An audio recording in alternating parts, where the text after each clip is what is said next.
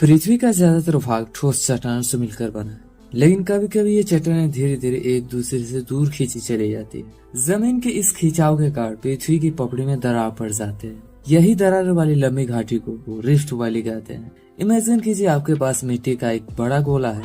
अगर आप धीरे धीरे इसके दोनों ओर से खींचेंगे तो बीच में एक दरार पड़ जाएगी। यही दरार पृथ्वी की पपड़ी में बड़े पैमाने पर बनती है, जिसे रिफ्ट वैली कहते हैं।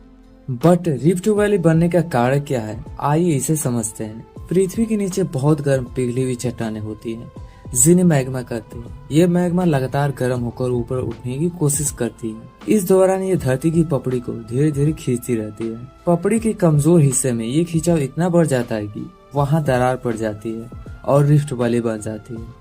रिफ्ट वैली एक लंबी और गहरी घाटी होती है।